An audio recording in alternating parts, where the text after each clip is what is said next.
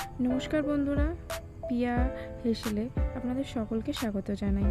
আজকে আমি চলে এসেছি আপনাদের জন্য একটা নতুন রেসিপি নিয়ে, মশলা চিকেন ফ্রাই। তো দেখে নিন, প্রথমেই আমি ছোট ছোট করে মাংসের পিসগুলোকে কেটে নিয়েছি। হ্যাঁ, হাড় থেকে সলিড মাংসগুলোকে একটু আলাদা করে নেব, কেননা এই রান্নার জন্য আমাদের শুধুমাত্র চিকেনের সলিড পিসগুলোই প্রয়োজন। তো উপকরণের মধ্যে প্রয়োজন হচ্ছে পেঁয়াজ, টমেটো, কাঁচা লঙ্কা, আদা আর রসুন। আমরা কিছুটা রসুন নিয়ে নিলাম। ওই এক কোয়ার মধ্যে থেকে 7-8টা রসুনের কোয়া আমি বার করে নিয়েছিলাম। এবারে সেগুলোকে ছোট ছোট টুকরো করে কেটে নেব। এবারে আদাটাও ছোট ছোট টুকরো করে কেটে নিচ্ছি। এবারে গ্যাসে কড়াইটা বসিয়ে গ্যাসটাকে জ্বালিয়ে নেব।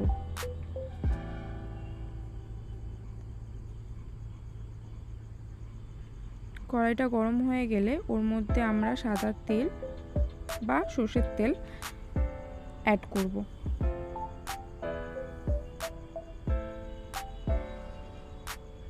তেলটা গরম হয়ে গেলে আমরা তেলের মধ্যে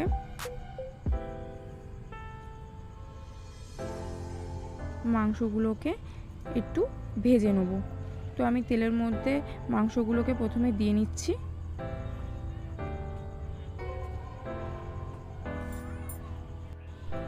তো আমরা চিকেনগুলোকে দিয়ে নিলাম। সমস্তটাই সলিড চিকেন আছে। চিকেনের পিসগুলোকে আমরা একটু মাঝারি সাইজ রেখেছি। এবারে চিকেনটাকে ভালো করে একটু নাড়িয়ে নিচ্ছি।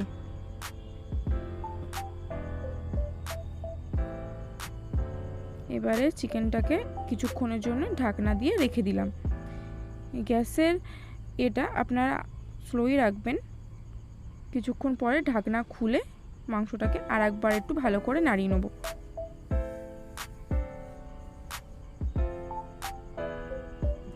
এর মধ্যে এবার আমরা নুন আর সাথে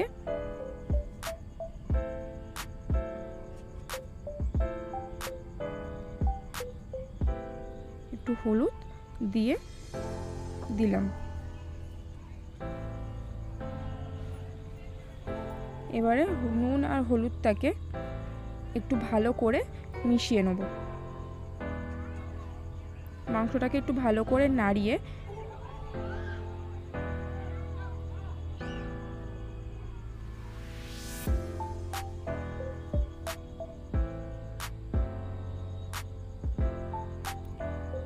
মাংস থেকে জলটা বেরোনোর জন্য বা জলটা শুকানোর জন্য কিছুক্ষণের জন্য ঢাকা বন্ধ করে রেখে দেব।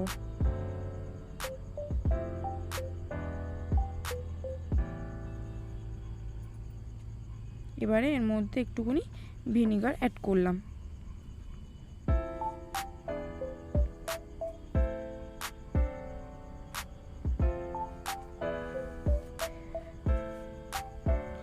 ভিনিগারটাকে এবার মাংসের সাথে একটু ভালো করে মাখিয়ে নিচ্ছি।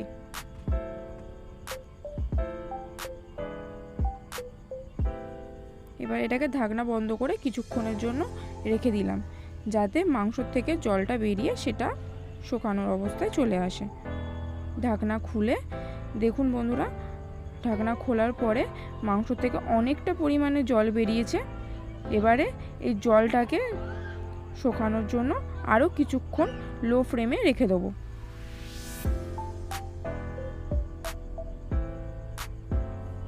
আবারও ঢাকনা বন্ধ করে দিলাম। এবারে কিছুক্ষণ পর আবার ঢাকনাটা খুলে দিলাম।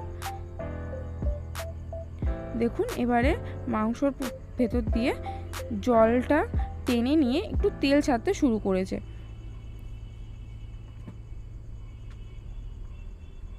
মাংসটা সিদ্ধ হয়েছে কিনা একটুখানি দেখে নিলাম। আরও কিছুক্ষণ এইভাবেই রাখবো, যাতে মাংস থেকে ভালোভাবে তেলটা বেরিয়ে যায়।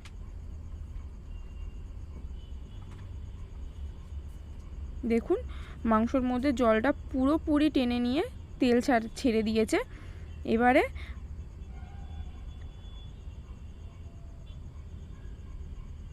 মাংসটাকে তুলে নেব।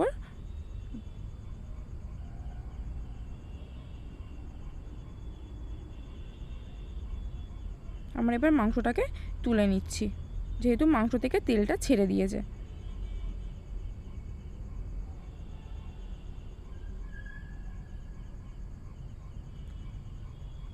মাংসটা পুরো তুলে নিয়েছি। এবারে কড়াইয়ের মধ্যে আবারও আমরা তেল দিয়ে দিলাম।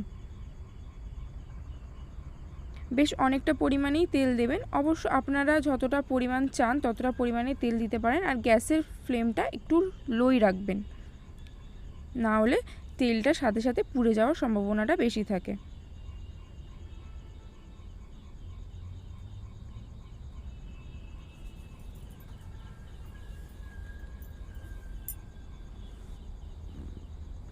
তেলটা গরম হয়ে এলে তেলের মধ্যে আমরা একটা শুকনো লঙ্কা 2 টুকরো করে দিয়ে দিলাম।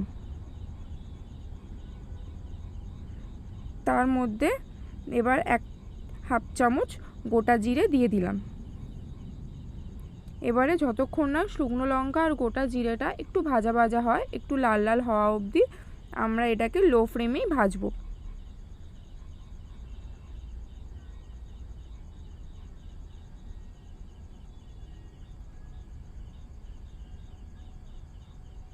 জিরে আর শুকনো লঙ্কাটা লাল লাল হয়ে গেছে। এবারে এর মধ্যে আমরা এক এক করে উপকরণগুলো অ্যাড করব। প্রথমেই দিয়ে দিলাম গোটা কাঁচা লঙ্কা 4-5টা টুকরো করা।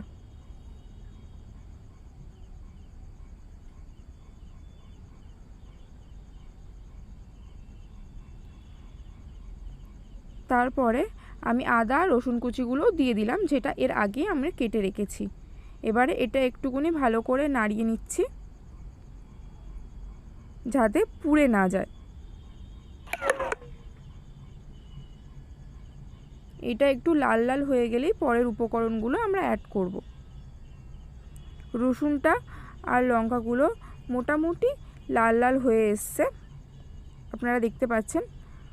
এটা মোটামুটি ভাজা ভাজা হয়ে গেছে। এরপরে আমরা 2টো গোটা সাইজের পেঁয়াজ কেটে রেখেছিলাম, সেটা অ্যাড করলাম।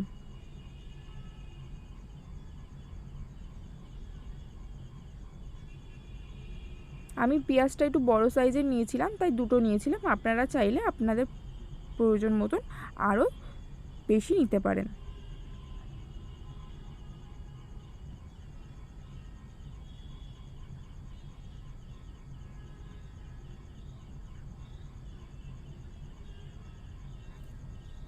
পেঁয়াজটাকে আমরা একটু ভালো করে নাড়িয়ে নিচ্ছি। পেঁয়াজটা একটু ভাজা ভাজা হয়ে এসছে। দেখুন পেঁয়াজটা যখন বাদামি রঙের হয়ে আসলে আমরা এর মধ্যে পরের উপকরণ টমেটো অ্যাড করছি। টমেটো আমি 2টো নিয়ে ওটাকে কুচি করে রেখেছিলাম, সেটাই দিয়ে দিলাম। এবারে টমেটো আর পেঁয়াজটাকে ভালো করে নাড়িয়ে নিচ্ছি। এটা মোটামুটি ভাজা ভাজা হয়ে এসছে। দেখুন টমেটো আর পেঁয়াজটা মোটামুটি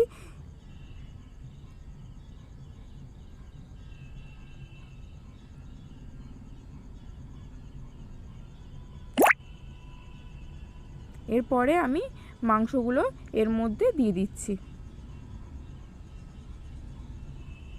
আপনারা দেখবেন যাতে মাংসগুলোর থেকে যেই পরিমাণে তেলটা বেরিয়েছে সেই পরিমাণেই তেলটা বেরোয়। এরপরে আমি এর মধ্যে একটু সয়া সস 1 চিপি অ্যাড করছি।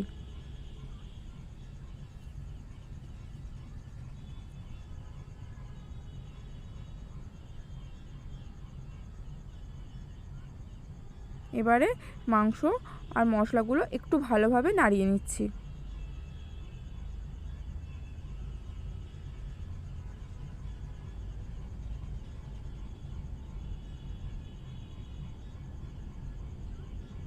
এর মধ্যে আমি এবার পরিমাণ মতো নুন দিয়ে দিলাম।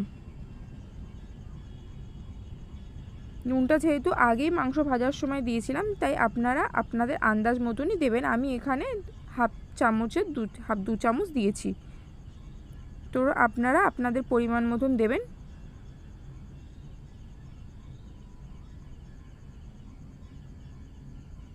এবারে এর মধ্যে আমি একে একে ধনে গুঁড়ো, 2 চামচ,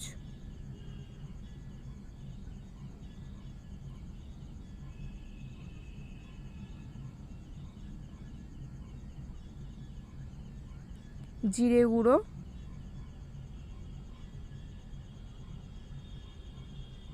1 চামচ, হাফ চামচ,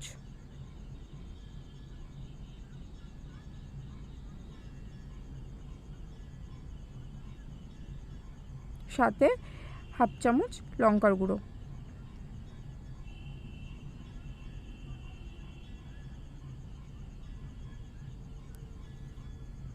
এবারে সব মশলাগুলোকে মাংসর সাথে ভালো করে নেড়ে নিচ্ছি।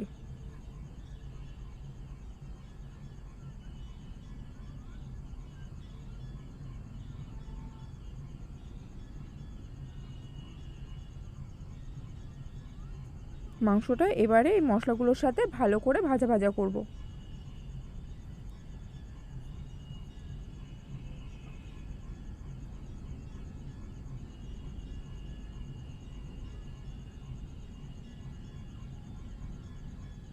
মাংসটা আবারও নেড়ে নিচ্ছি। দেখুন মাংস থেকে তেল ছাড়তে শুরু করেছে। এটা আরও ভালো ভাজা ভাজা হবে আরও কিছুক্ষণ।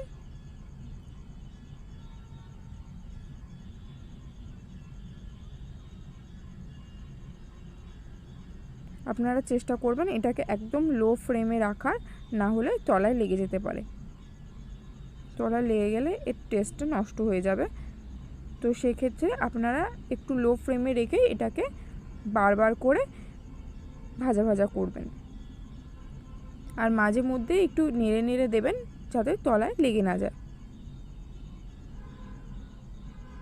দেখুন আমার মাংসটা প্রায় হয়ে এসছে, মাংস থেকে অনেকটা পরিমাণে তেল ছেড়ে দিয়েছে। এবার এটাকে আমরা তুলে নেব। ব্যাস রেডি, আমার মশলা